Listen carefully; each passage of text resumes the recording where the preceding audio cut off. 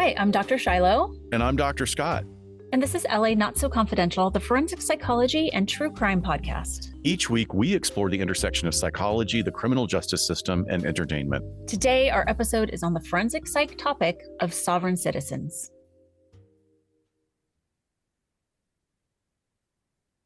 Welcome back, everybody. So a few things are coming up. This has been there's been a lot going on for just over the edge of the new year, right, Dr. Shiloh? Yeah, we've done a lot. But we're trying to pace ourselves. We're looking forward to the whole year, trying to do better. And keep up with our live events and our watch parties, which have been so much fun. But our next Behind the Couch live stream episode is happening on February 10th.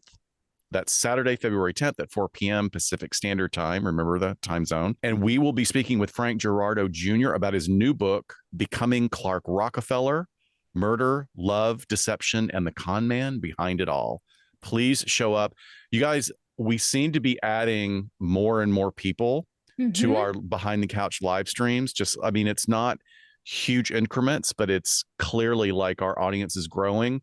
And there's a lot more interaction. So please come and join us. It's a lot of fun. We're really enjoying it. It is fun. We have known Frank for a long time now. We covered his book, Burned, back when we covered Pyromania in 2018, which feels like, I don't know, a couple of decades now ago. That's 20 years ago. Yes. Yeah. But he was also very gracious and invited us to be part of a panel on true crime content at the Pasadena Lit Fest back in 2019. So we're excited to talk to him again. If you guys remember this Clark Rockefeller case that came out of nowhere several years ago. It's just absolutely wild and has roots here in Southern California, which is something Frank likes to do, is write about those types of cases. So please join us. That'll be great. We're also scheduling another watch party. This one will be a very famous noir movie that had a remake back in the 80s, I believe. But this is the original version of The Postman Always Rings Twice. That'll be on the evening of Saturday, March 9th. So head over to our live events page on our website. We wanted like a steamy noir thriller. This is definitely one of them. Very controversial and sexy for its time. It's funny because we have our wonderful, is it John, our movie buff? Yes.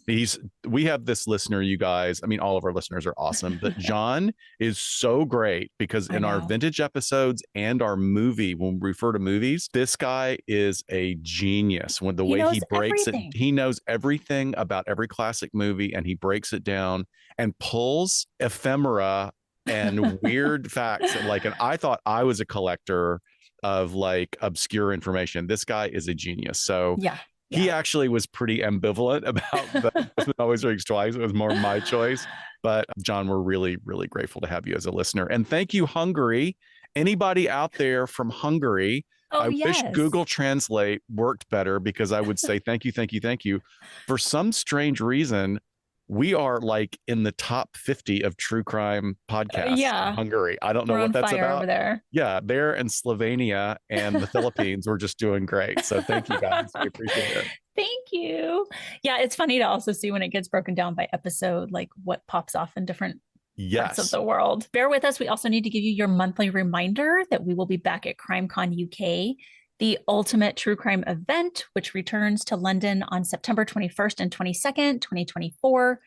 CrimeCon UK is the world's leading true crime event and is partnered by True Crime, the expert-led channel that was previously known as CBS Reality, available on your platform of choice. We really hope you guys can join us. As we said before, we had such a blast last year. As an attendee, you will be able to sit in on truly fascinating sessions with some of the biggest names in true crime, and you can share a pint with your favorite podcasters. That's me, a pint. I love beer. I love British UK beer. Me too. Absolutely.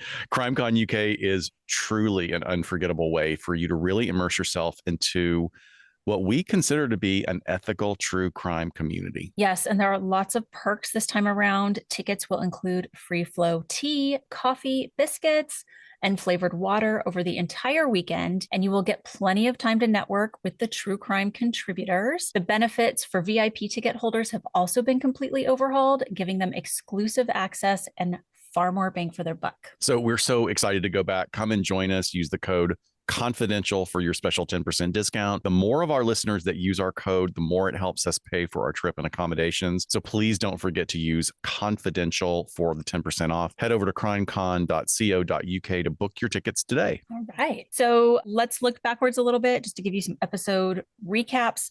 Last week, we brought you a bonus episode where we discussed intimate partner violence and domestic violence and child abuse with Eric Carter Landine on his show, True Consequences. And it's an interview from his podcast that goes back a couple of years, but we recorded a new intro to put on that, in which Eric gives an update on his fight for justice for his brother, Jacob. So if you haven't listened to that, it's something we only released to Patreon previously. So people are really enjoying hearing that and hearing our two shows come together. The week before that was our review of the Netflix documentary Hell Camp: Teen Nightmare. It's a fascinating and necessary subject that falls somewhat flat in its narrative and the structure, while still really illuminating a dark chapter in the recent U.S. history of behavioral modification and these personal growth wilderness camps. See what we rated it by listening to episode 173. I wanted to add on to that because I forgot to tell you as I was surfing and researching this week, the algorithm, I don't necessarily use all these protections and blockers on my browser when I'm looking, because I need to be able to use all the add-ons for my Chrome when we're collecting research points and show notes and stuff like that. So after doing Hell Camp and all of that research, I now have pop-up ads in all of my social media for the newest iteration of Hell Camp. And it's all for guys and young boys. And it's based on rediscovering your masculinity. So of course, it's like the most glossy, gross, weirdly creepy, like through, your release, your liberation comes through pain. Yes, it's going to hurt. And of course, it's got all the promotional material with the kids all clean scrubbed and climbing rope ladders. And is this like that guy that does the TikToks where he's like, I'm out here in the sun with no sunscreen? Yeah. Because our bodies need vitamin D. Yeah, and I'm standing barefoot in a stream, grounding myself. Yes. And I was like, okay, well, you're going to have skin cancer and have glaucoma. No, was it cataracts by the time you're 50? So good luck with that. Anyway, Hell Camp was a really interesting concept. Like we said, it not the greatest format, but something that was really jarring to know that people just kind of didn't really check all of their possible interventions. So they chucked off their kids to somebody else. Yeah. Not good. So speaking of jarring. Yeah, jarring. Shall we get into today? Yeah, a little bit frightening too, as our good friend Javier has said. So this topic has been a long time coming. I don't even know how many times we promised to cover it. I mean, at least for the last few years, because people have kept asking about it. And, you put up the question here as a note for today to riff on, Shiloh, about when we first heard about it. Like when do I remember the first time I heard the term sovereign citizen? And I can't remember. It just seems like it's sort of been there for a long time. Like, yeah. I mean, mine was very much when I was working in law enforcement. Okay. I'm sure probably one of my training officers had mentioned it and we talked about it. We kind of talked about like, okay, like if we ever stop someone like this, they're a huge pain in the ass, first of all, and here's how we might handle that. There was no real like elaboration about ideology and extreme beliefs, all of the stuff that you and I have covered in a lot of episodes and done research on. But later on, I, especially post 9/11, I really got more involved in looking at domestic terrorism and a lot of these belief systems. And so I would send myself to trainings and I would get some trainings that touched on this. So I did probably hear similar to like the rundown that we're going to give today at some point. And then probably, oh gosh, I don't know, maybe 5 or 6 years ago, our friend Jeff from the Sheriff's Department said, hey, you have to go to this guy's trainings. They're fantastic. A lot of it is threat assessment related. And he does one all on sovereign citizens. And it was fantastic. And I've gone to many of his trainings. I'll thank him at the end of our episode, because a lot of this is stuff that I pulled from my notes. All of my notes that I took on my iPad are things that I have interwoven into our episode today. But so it's been a very slow evolution, but never experienced it, thank goodness, myself as a police officer and doing any traffic stops.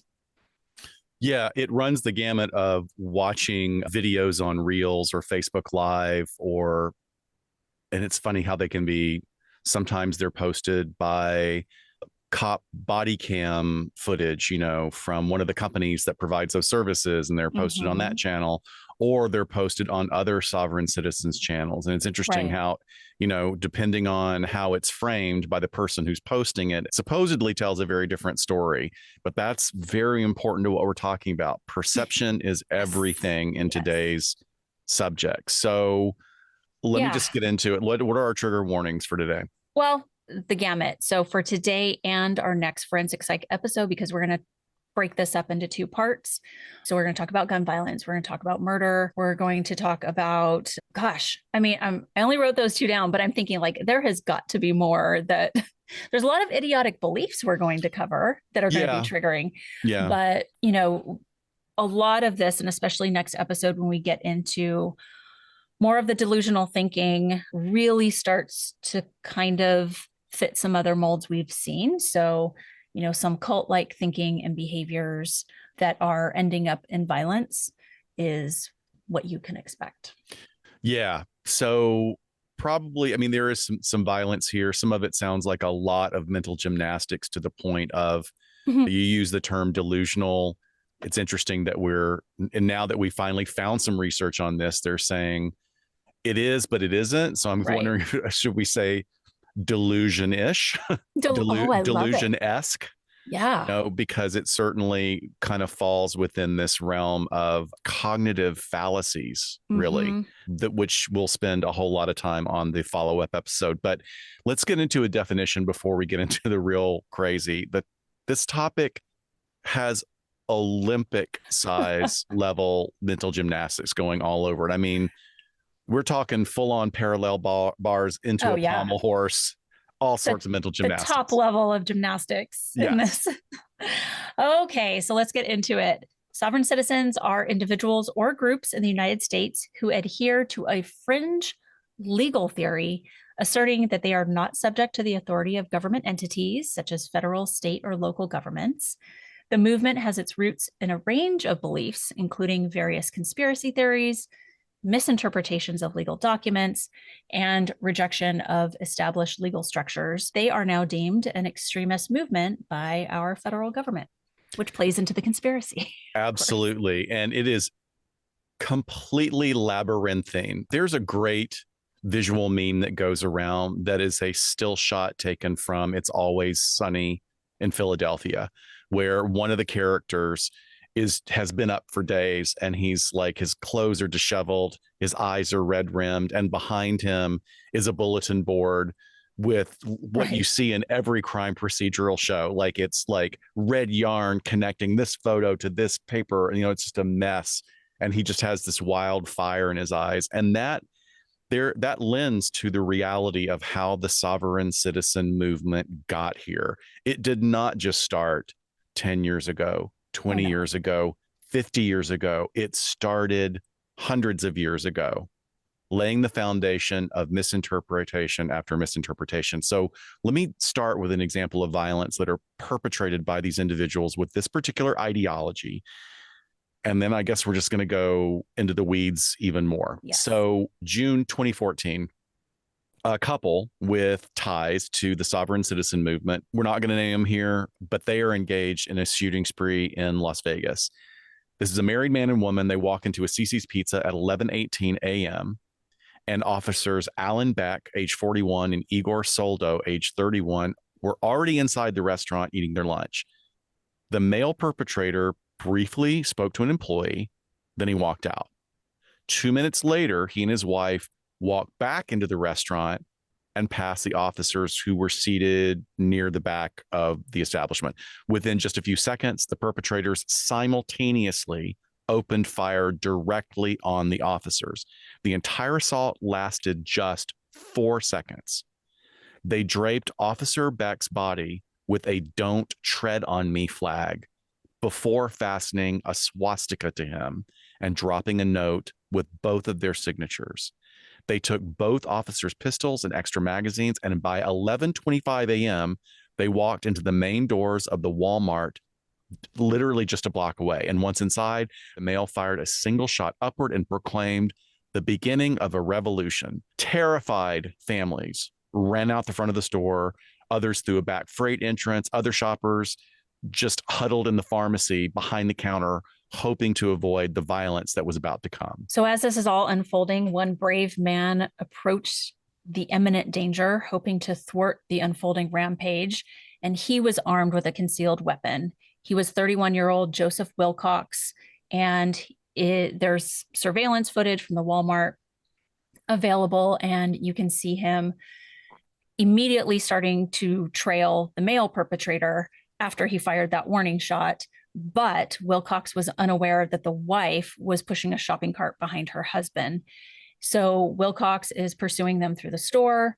He raises his own legally permitted firearm towards the male in order to shoot him to stop the violence. But in a swift turn of events, the wife, holding her own pistol with one hand, fires a fatal shot, killing Wilcox instantly. The entire incident inside the store, again, unfolded very, very quickly, less than 30 seconds. The first officer on scene, Brett Brosnahan, had just arrived at CiCi's, where witnesses informed him that the assailants had moved over to Walmart. Walmart will also be a theme in some of these ambushes on cops that we're talking about in this series. Not surprising. Brosnahan entered the rear of the establishment at 11:28, spotting the male near the sporting goods section. He briefly mirrored the suspect's movements undetected, but he was also spotted by the female who fired at him. Officer Brosnahan returned fire and then retreated. At 11:36, Sergeant Kurt McKenzie and 4 other officers entered through the back of the store. By then, 2 other officers were managing the store's surveillance cameras, now guiding their colleagues with real-time information about the couple's location and activities. So at this point, the male suspect begins shouting commands at the police, attempting to control the situation, because clearly, you're in control because you started the revolution, right? But by 11:49 a.m., he was dead on the floor of the automotive section, shot in the chest by officers. The female suspect then took her own life just a few moments later. So in addition to these events, police discovered a manifesto, not surprising, that was contained in a notebook back at the then identified residence of the 2 perpetrators. And one page read, quote, "We have sacrificed everything, including our lives, in the endeavor of liberty. The agents of tyranny only live because we allow it. Well, no more. We will lead by example. We will take life, for they have left us no other option. The police must understand that they face an enemy that is not paid and who are not afraid to die." Close quote. Yeah, you can already... Pretty strong words. Yeah. Yeah. It only happens this way because we allow it, but we're going to take it back, which, okay. Right. Yeah. So these 2 had a very heavy Facebook and YouTube presence with their rantings about anti-government, sovereign citizen support. They even bragged about being at a very infamous standoff that we're going to cover next time in the next episode. So that was part of them trying to lend some legitimacy to themselves and how committed they were to this cause. But this is just one of many, many violent examples of what this extremist belief can lead to. And it's worth noting that these really extreme examples are the newest iteration.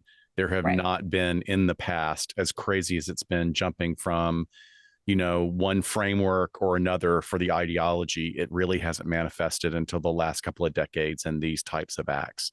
So sovereign citizens actually hold the belief that they can disregard all laws, regulations, and court orders, and they can decline to pay taxes by dissociating themselves from what they perceive as an illegitimate and tyrannical government. So while sovereign citizen is the commonly used term within the movement, members may also adopt other types of self-description, such as American state national, state citizen, constitutionalist, free man or free woman upon the land. So free man upon the land, woman upon the land, Moorish national, and others that tend to keep bubbling up. So the majority of sovereign citizens derive their beliefs from a thoroughly discredited interpretation of U.S. history. Sovereign citizens assert that beginning in 1933, when the U.S. dollar transitioned from being backed by gold to relying on the full faith and credit of the federal government, the government supposedly pledged in this negotiation that its citizens are now collateral rather than the gold standard. So, according to this narrative, by selling the future earning potential of its citizens to foreign investors, the government is said to have effectively enslaved all Americans. The heart of this ideology is that the American government is a corporation and has no authority. I just want to point out right here that there's a distinct parallel to the Matrix, right? The origins of the sovereign citizen movement can be traced back to the amalgamation of ideas from two earlier anti-government movements, the tax protest movement and what's called the Posse Comitatus movement. The tax protest movement, originating in the late 1960s, relies on pseudo-legal and very frivolous arguments to assert that most Americans are not, in fact, obligated to pay federal income taxes. The Posse Comitatus movement, emerging in the 1970s, comprised locally based groups asserting that the county sheriff held ultimate authority and was responsible for preventing the imposition of unlawful federal or state laws and regulations. This movement, which was also characterized by anti-government sentiments and racism, pretty much faded away by the late 1980s. Yeah, that faction of it, but they're, cut one off and it's the Hydra and many more grow. Yes. So I want to take a little break from our timeline here just for a moment to discuss some of their antics, because this is the fun part. This is the interesting part. And we'll get back again to more of a historical timeline of how they have evolved. But taking what we've already laid as this very early groundwork, over time, these extremists opposing the government from both movements formulated theories regarding the supposed true nature of government. According to their beliefs in the early days of the United States, people lived under the principles of God's law and common law rather than being subjected to the constraints of statute law. Now, they also, and I think I mentioned this later, I can't remember if it's in this section or will be in the next episode, but also sort of recognize maritime law as well and have some weird language around that. It gets very muddy, you guys, but I think we need to kind of uncover the muddiness to really look at the mental gymnastics, look at the ideology, and then the extremism. So one of the things that seems to be happening as you dive into this material is it gets really hard to tell if, wait, are they reinterpreting or misinterpreting the Constitution? Mm-hmm. Or are they misperceiving and misinterpreting other things that they're then looping into this delusion-ish, right, delusion-esque ideology? A perfect example of what you're talking about with the maritime law is that they show an illustration of an American flag, and it happens to be one of the types of American flags that has a gold fringe around it. Right. Well, that's a flag that's flown on ships. There's a reason why that braid is put on there. So this got woven into their ideology of like, oh, that flag is being used. That means we're under maritime law. Right. So I'm not really sure which part of it came first, but it is eerily reminiscent of working with severely delusional people when you try and make any effort to unpack or disentangle or unwrap a delusion, and then they just fold any other or new or information, including the evaluator, into the current delusion. So the sovereign citizens assert that this conspiracy about common law and God's law continued with the goal of subjugating Americans by enticing them through so-called quote unquote privileges like Social Security or driver's licenses. And according to their perspective, these privileges are actually camouflaged contracts. And the term contract itself is a big part of this rhetoric. Strategically, it's all strategically devised to ensnare individuals within the commercial jurisdiction of what they consider to be the illegitimate government since 1933 and the removal of the gold standard. So all of this effectively changing their status from citizens to subjects and slaves. And in line with this viewpoint, The use of licenses, permits, or even zip codes is seen as a voluntary surrender of one's sovereignty to the de facto government. And in fact, in many interactions with law enforcement that are on body cam footage that anybody can watch, they will refuse to use certain words or answer questions that are directly asked by law enforcement that are just common questions that are part of the procedure, because they believe that by acknowledging with those particular words, they're entering into a contract with the law enforcement officer. It's crazy. You still with us, folks? Hold on. Press pause. Press pause. Take a sip of tea. So sovereign citizens argue, and their argument extends to the assertion that the 14th Amendment introduced a new and novel form of citizenship, namely citizens of the United States, accessible to anyone accepting a presented contract. It's already confusing, right? Yep. Many Americans without awareness now have become part of this arrangement. They've completely relinquished their own sovereignty to the alleged conspiracy. However, those who become aware of the truth can undertake specific actions, such as making declarations or filings. And by doing that, the sovereign citizens can detach themselves from this illegitimate government and revert to adherence to, quote unquote, God's law and common law. Yeah. So all of that was a lot. So this is probably a really good place to play you some audio from a propaganda video that is commonly played in all of these law enforcement trainings I've ever been to. It's really a more simplified version of what we just explained. And it really drives home what the sovereign citizens are thinking, although the mental gymnastics is really evidenced strongly here. Plus, they're also trying to be cheeky, which is kind of all around funny. Have you ever seen the straw man video, Scott? Yeah, I just recently saw it. And it's like animated, right? It is animated. This is the one, like there's animation and it's talking to you almost like you're in elementary school, and it's just explaining some basic concepts to you. And that silly government. Yeah. All right, let's play part of the video here. Ah, the government. It loves you and wants to keep you safe and well. It even wants to make paying taxes, fines, and court costs easier for you. How? Well, you'll need to meet your straw man. He was born the same day you were. He looks like you, has the same name, and lives in your house, but you never knew he existed. You will have even paid his parking tickets or taxes. The worst part? He's been dead from day one. From every birth certificate, a legal personality, or legal fiction, is created with the same name to confuse little old you into thinking it's you. So, there is a human you and a paper you, or as it's commonly known, a straw man. So when it seems like government officials, court clerks, or the police are speaking English, they aren't. They're speaking legalese, designed to make you agree to verbal and written contracts without even knowing about it, all spun from Black's Law Dictionary. For example, when the police say, "Do you understand?" you'll say, "Yes." What they are really saying is, "Do you stand under our authority?" Oops-a-daisy, you just created a verbal contract with them. Oh, you clever government. Did you know that whenever you register something, you are handing over title to the person you register it with? That's right.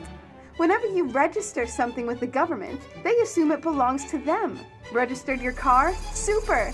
Now you are the registered keeper of your vehicle, and the government can crush it when you don't pay your, straw man's taxes.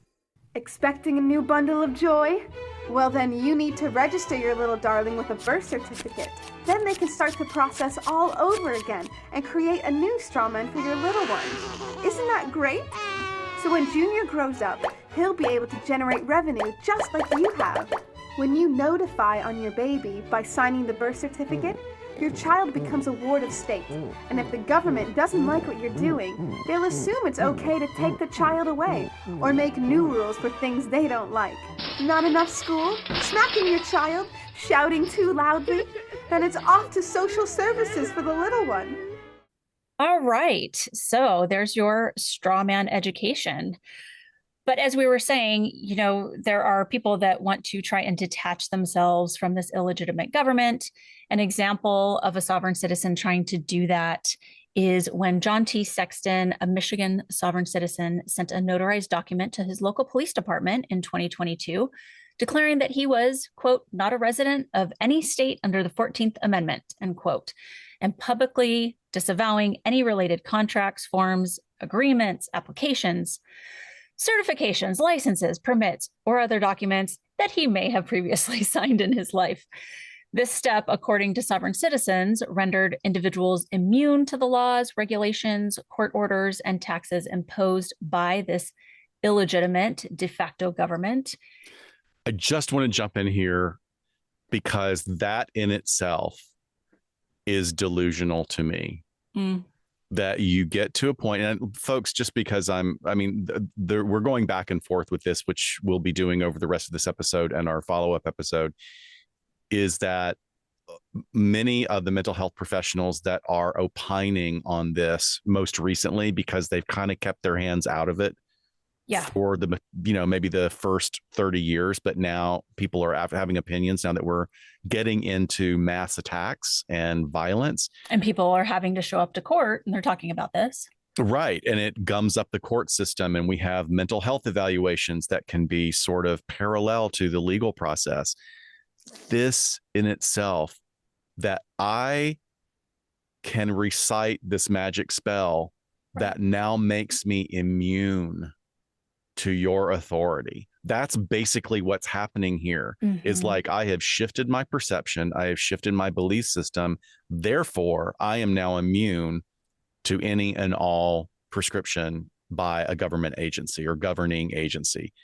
It's really out there. Well, at the bare minimum, and we'll expand on this a little bit next time, it's magical thinking, right? I mean, whether or not we can say this is delusional or delusion disorder, certainly magical thinking. Even like you said, I'm going to put this spell out there and it's just going to change everything to the way I want it. Yeah. I mean, I think that's a good sort of intro to the mental health concepts that we'll go over, is that rather than think of it in strict DSM terms or bullet points, that maybe we have to look at this like it is a constellation, my favorite word, or it is a not necessarily a spectrum, but we have to look at it holistically. How much and in what way is an individual impaired by rigid belief systems that will then open up a door for them to engage in more radical actions? Sure. It's all over the place. Yeah.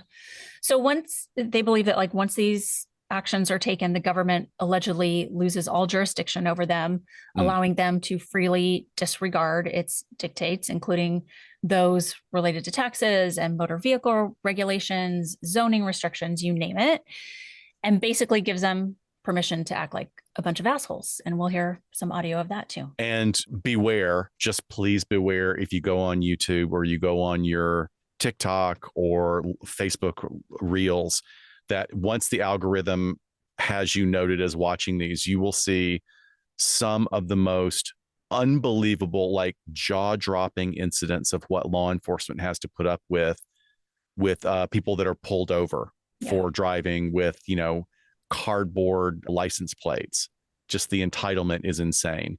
But the foundation of all this movement was solidified by the mid 1980s, even though like we said earlier, its basis go decades and decades before that. And theorists within the movement have persistently introduced new ideas and variations, resulting in this increasingly intricate, complex, and wildly embellished set of beliefs and practices. A sovereign citizen theorist has the ability to propose a novel concept, and if it gains popularity, like the algorithm, it quickly becomes integrated into the collective lore of the movement.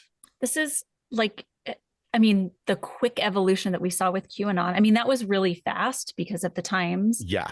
But this was just like, one other thing was put out there and now it got folded in and it was being spread like wildfire. And there's this crazy Venn diagram of how Q fits into the subset of this population. And then that there are people on the extreme right that eventually fall into it and people on the extreme left that fall into it.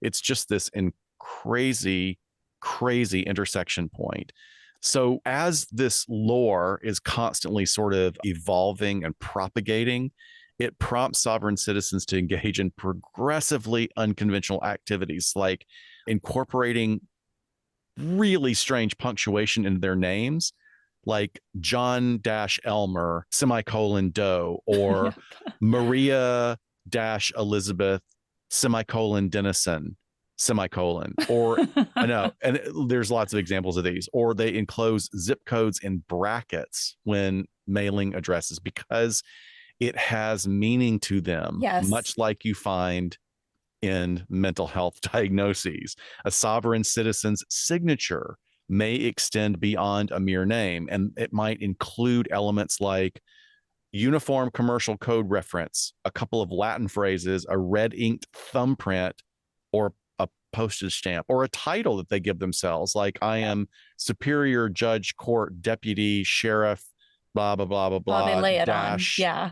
Beep, boop, beep. Right? Yeah. So the red thumbprint is interesting. What they do with that, they just use red ink. They carry around these little red ink pads with them. But what it's supposed to symbolize is that I'm alive. I'm a living person, flesh and blood, as opposed to the straw man, right? My paper version of myself that the government has. And then, yeah, when they sign documents with, you referenced a uniform commercial code. So there's one from Massachusetts, the Uniform Commercial Code from 1952. So they'll write UCC 1-308. And that's like an old code that references being under protest. Like, it's so, like, talk about just cherry picking whatever. But right, like, look, this is difficult to be fucking difficult. But we're talking already about individuals, people, even though they don't call themselves people or persons. These are individuals who have a belief system that is constantly growing, and all of their emotions get wrapped around the investment in what it means. This makes me special. I have information that you don't have. Yep, absolutely. We see it time and time again. Could you imagine the Venn diagram, like a giant poster Venn diagram of all the topics we've covered? I would love to see a beautifully colored overlay one day when I have nothing to do. Just kidding. Exactly. That day will never happen. And we're at the center of it. Oh my God. Yes. No, I'm just thinking like MLM, cult, QAnon, incel, like all of these little bubbles are going up right now. But in the most extreme cases, certain sovereign citizens embrace an alternative English syntax known as quantum grammar. Oh, Lord. This guy. That eye roll was great. This guy, I'm telling you. So this was a concept introduced by theorist David Wynn Miller in the 1990s. Yeah, there's videos out there. I guess I'll say if you want to waste some time, you can see the Looney Tunes messages he's putting out there, including being abducted by UFOs, right? That he is in the middle of doing a presentation because he basically was like a influencer going around teaching people how to protect their assets. So lots of video of him online, and he just in the middle of something that's already crazy. He starts talking about, and at age 8, I was abducted by aliens. And then he dies several times. And then he wakes up in a morgue with his organs removed from his body. They're hanging on the side. And he just saying it in this completely normal tone. It's strangely, really crazy. He actually has some physical similarities to the guy from Hell Camp from the Challenger program. They might be the same person. Yeah, probably.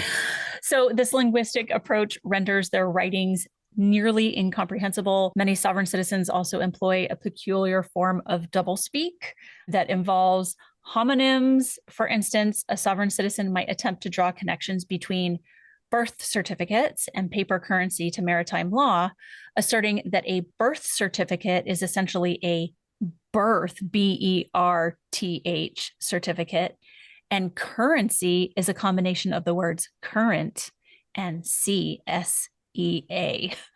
Get it? All right. Which is also the thing about going into the courtroom. Like they will refuse to come across the line of the room, because if I come to the line, that means I'm on your ship and you have authority over me. So as long as I don't cross that line, I can do whatever I want to do. Right. Like the judge is the sea captain. Yes. And has authority of them if they cross the barrier between the audience and where the attorneys and the defendants are. Aye, aye, Captain. Oh my God. So let's get back to a timeline of sorts and look at how the movement continued to evolve into the 80s and beyond. We talked about how the sovereign citizen movement initially gained momentum in the early to mid 80s, and that really seemed to be fueled by a severe recession and a significant farm crisis that left a portion of the population really angry, but financially desperate, and making them receptive to the promised solutions advocated by early sovereign citizens. Again, we see this time and time again when people are in distress, when they don't know the answers, they are scared. The first thing that sort of makes sense and answers all their questions, that's what they cling onto, right? Right. It was during this time that sovereign citizens gained attention for their use of paper terrorism. This involved filing frivolous lawsuits, false liens, and other legal documents against government officials, judges, and other perceived adversaries. The aim was to overwhelm the legal system and basically create chaos, and it certainly does. It completely works. Yeah. You can be a patrol cop who pulls over a sovereign citizen and give them a ticket and have no idea until you go to sell your home years later that a lien was put on your house. And it's totally legal. And it's an absolute nightmare to figure out. This is something that our friend Javier says in his most recent episode, which is about sovereign citizens, which, by the way, highly recommend going and listening to his podcast. I'll put all that at the end. He's covering this from a slightly different angle as us, which I think actually gives a listener a more profound view. But I agree with Javier. These people actually are frightening. Like you can say to yourself, oh, that's like that mental gymnastics, that delusion-esque thinking. It's just the weirdo stuff. I'm not a cop. I'm not going to be pulling them over. But there is something about the expression of their belief system that makes significant room for vengeance. Yes. Right? So they're not going to be getting any money out of putting a lien on your house, maybe, but what is the intention? The intention is to cause chaos. And that's criminogenic. That's antisocial. It's terrorism. It's terrorism, right? And this actually, it's one of the things that is really screwed up about our system here in the US is the idea that you can walk into any county seat, any city courthouse, and just say, oh yeah, I'm placing a lien on this property, on this individual's property. You don't have to verify who you are. You don't have to verify what the substantiality of your case is, and it gets filed. And if you're the person that's being filed on, you get no notification. Nothing. I know when I went through the last class on this, it's a ex-federal attorney and now local prosecutor that teaches this stuff, that's an expert in it. And we were all wide-eyed when he's telling us this part, and we're like, please tell us the next section is like how to protect ourselves. And he's like, there's no notice goes out to you. And it's like, hey, just so you know, there's a lien put against your property. Nothing. Like that systemic change needs to be that systemic change needs to happen. I don't usually like to promote individual companies, but there are some sort of safety programs that you can subscribe to that protect your credit, that will give you, some sort of warning. I'm not particularly happy with who they're affiliated with politically, but apparently they get good reviews. But I will say this is that there are examples out there of victims of these types of crimes and they're financially destroyed. Like they're wiped out because they think it's like, well, I can go fix it. And because of the complexities of our filing system across the US, it's not an easy fix. It can cost hundreds of thousands of dollars that you will not get back, just to have the record cleared. Very frightening that people would be so focused in engaging in this type of activity. So another surge occurred in the mid to late 1990s, aligning with the rise of far-right anger that culminated in the Oklahoma City bombing. Terry Nichols, one of the bombers, had engaged in sovereign citizen activities. The Ruby Ridge standoff and the Waco siege were also sources of fuel for crossover with militia movements. This is very important. There is a direct correlation between nationalism, militia movements, and the sovereign citizen movement, with even some of these groups preparing for armed resistance against perceived government tyranny. Right. So the movement experienced a third period of growth in the late 2000s, driven by another serious recession and, of course, the mortgage crisis. During this surge, sovereign citizens also leveraged social media to disseminate their ideas to new audiences. And since 2020 and the onset of COVID-19, the pandemic, the sovereign citizen movement has been witnessing yet another resurgence. The movement has expanded its reach by attracting diverse audiences, I guess that's one way to put it, such as anti-vaxxers, QAnon followers, and MAGA supporters. Additionally, the movement has gained traction within the confines of jails and prisons across the nation, and its influence has not been confined to domestic borders, as sovereign citizens have also extended their presence to numerous countries worldwide. I actually have some audio I'm going to play later that is an Australian traffic stop with a sovereign citizen. Yeah, I love that, along with type 2 diabetes and a host of other things, that America is just continuing to export some of the worst things. I'm sorry. Thank you. You're welcome. Yeah. No, but it really has. And one of the links in our show notes to a wonderful presentation by a very, very well-known forensic psychiatrist who's very versed in this subject talks about how it just spread. It's almost like looking at if you're watching a movie about a zombie apocalypse and you're watching the big map and how the arrows are shooting all over the world. It's literally like that. People from other countries have been, oh yeah, I agree with that. And then they find their own way of establishing it. It's happening in France. It's happening in Germany.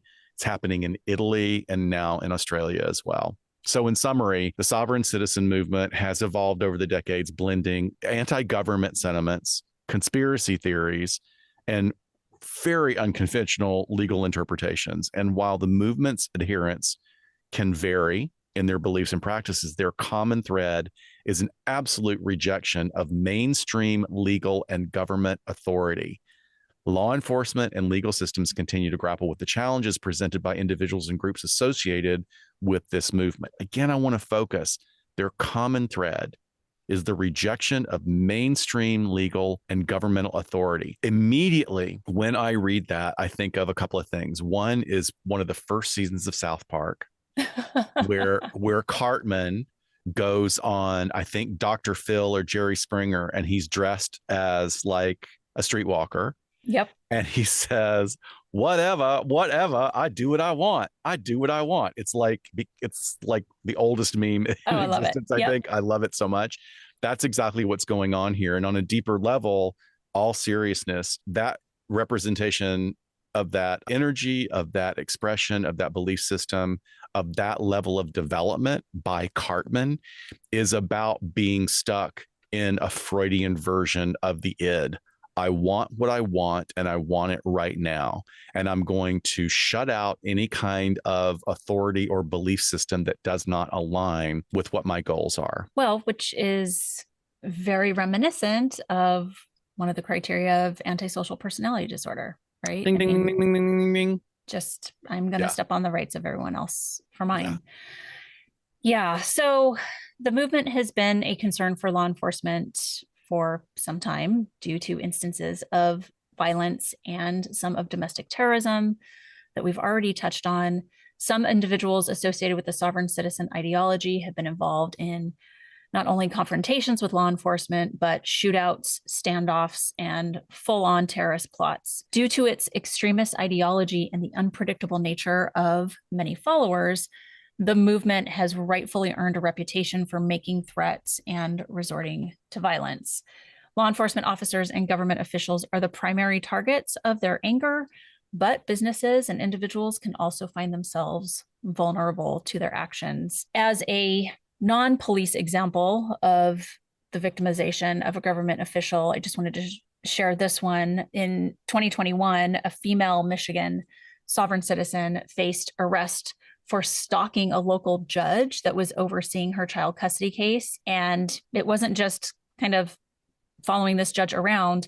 After they apprehended her, law enforcement found a loaded handgun, knives, and a baseball bat in her car when she was doing her stalking behavior. So this was really something that was very likely stopped, something very serious. Yeah, law enforcement agencies have absolutely had to adapt to these new challenges that emerged because of the sovereign citizen movement.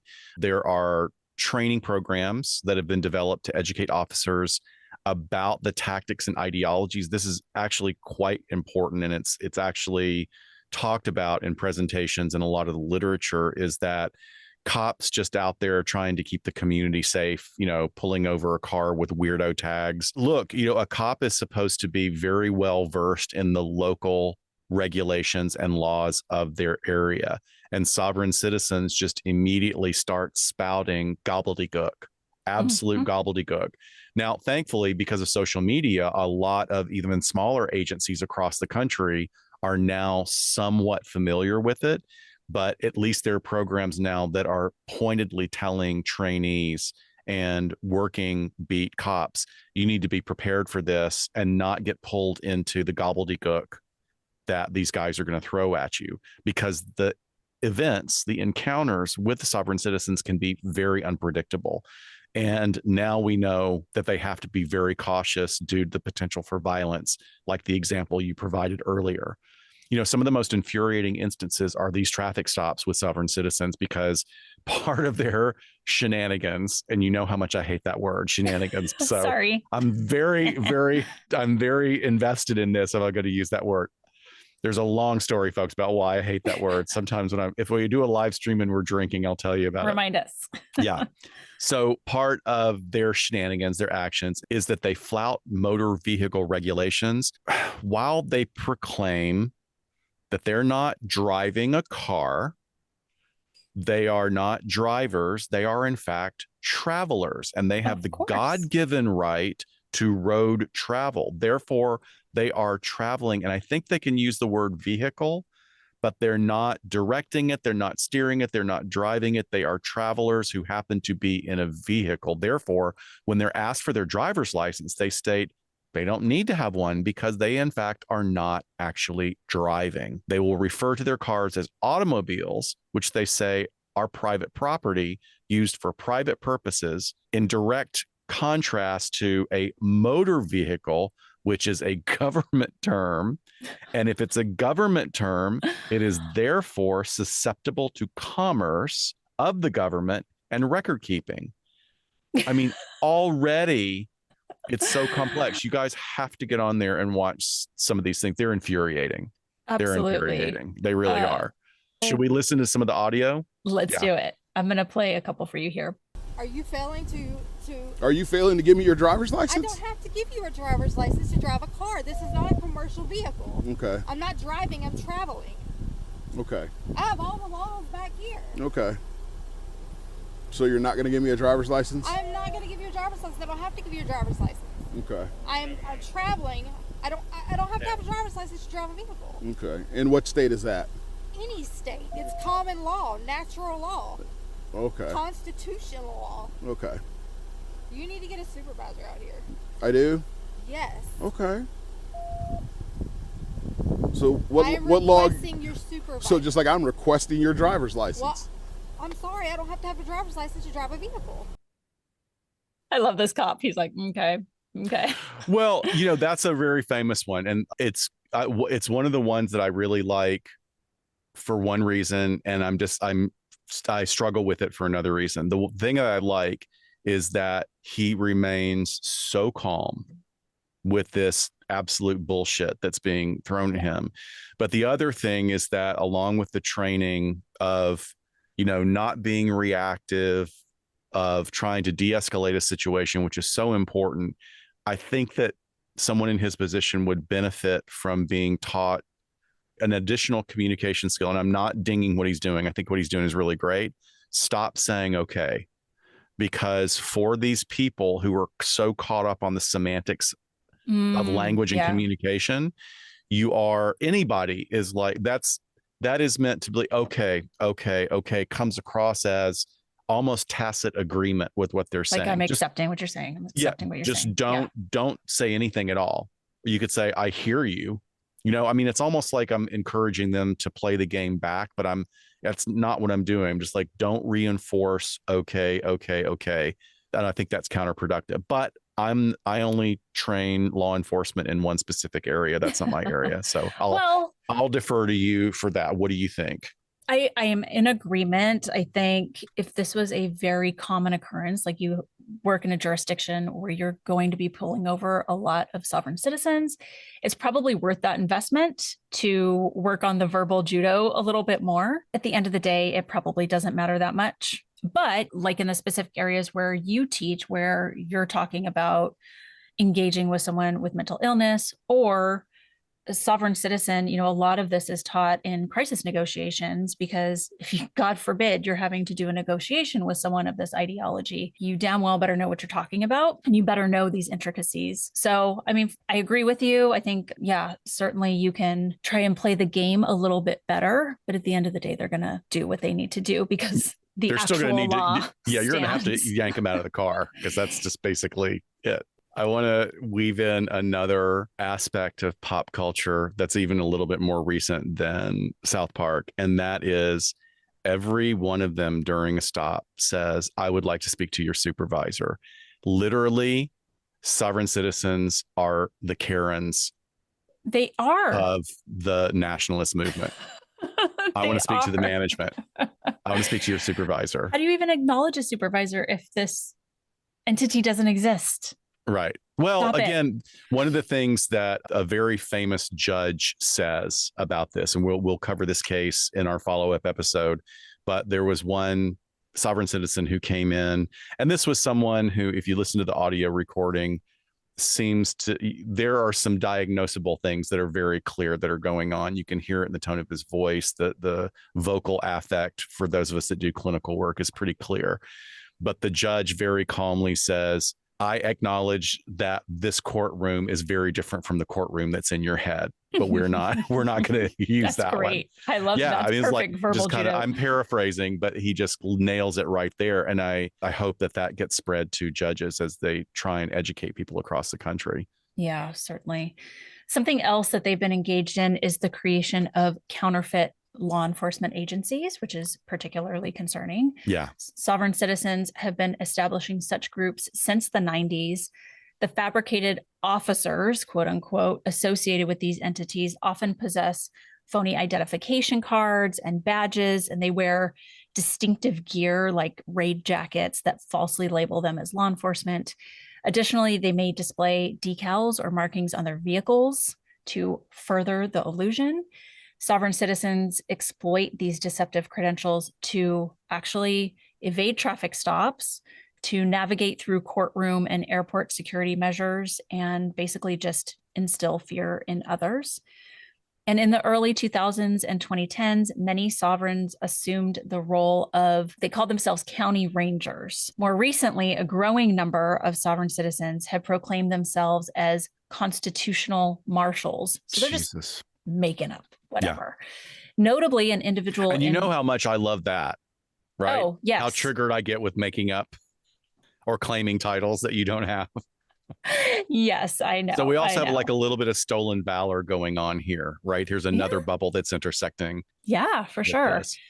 Notably, an individual in Costilla County, Colorado, declared himself a constitutional marshal and expressed readiness to take control of the county jail, asserting to the sheriff that he was a true peace officer. I'm sure the sheriff loved that. Yeah, that would have gone over very well. Yeah. So this is interesting because, like I said, the only kind of law that they tend to respect or acknowledge, again, depending on the faction or the person, is county law or maritime law. And you will hear them use this ridiculous verbiage when they appear in court. Again, it's part of their mental gymnastics. And like you said, they will kind of stand back where the audience sits, refuse to cross the barrier where those little doors are, where you cross over. And sometimes they'll even ask to be paid to appear in court, because that means, okay, then I am entering into a contract with you and I agree. I wish. Can you imagine? Yeah. So yeah, I think we can probably find some audio of courtroom shenanigans to put in here too. There's a great clip for this season's premiere of Fargo because Jon Hamm is a new character and could not have been cast more perfectly. I mean, that big old like giant Mardi Gras head of his in a big cowboy hat and a beautiful, Colorado or wide open plains outfit on top of a horse. And he's a marshal. He is law enforcement, but also somebody who really does think that extends beyond the constitutionality of other law enforcements. And there's a great clip that's sort of the promotional for this season that's showing a standoff between him and FBI. And it's for those of us that know history and know about these kind of encounters that have happened, like you were, the Bundys, all these different things that have happened. It's actually going to make for quite a tense season. Yeah. I think. So part 2 of this, which will be in 2 weeks, we will talk about the Bundys. We're going to talk about a standoff. We're going to talk about a really horrific ambush, and we're going to get into the research that's out there, as well as just kind of the constellations of psychological concepts that we need to consider with this that are a little bit more prevalent than we've talked about before, and others are kind of old hat by this point. So yeah, in addition to that, there's also an exploration that I would like to recap from this psychiatrist that's out here in California that really is quite the expert on this. And he is able to show a direct correlation between political events, presidential elections, economic shifts in the country that absolutely either add to or diminish this particular phenomenon. It's very interesting. It is a direct correlation, and he is indicating causation. It's very clear that there's a connection between these things. Great. 2024 should be exceptional then. It's going to be. It's Year of the Dragon. Well, that's true. It's going to be awesome. It's Year of the Dragon and what? A 20-year Pluto retrograde. There you go. Yay. Of course you know that. Of course I know that because I'm a weirdo. All right. So join us this weekend for our live stream. Don't forget we have the watch party coming up, and that the Postman Rings Twice. That is because our vintage episode is going to be on a case involving Lana Turner. So we wanted to do something in that vein, even though it's going to be next month in March, but plenty of opportunities to join us off of the podcast. And with that, we'll see you next time on LA Not So Confidential. Bye, guys. Bye, folks.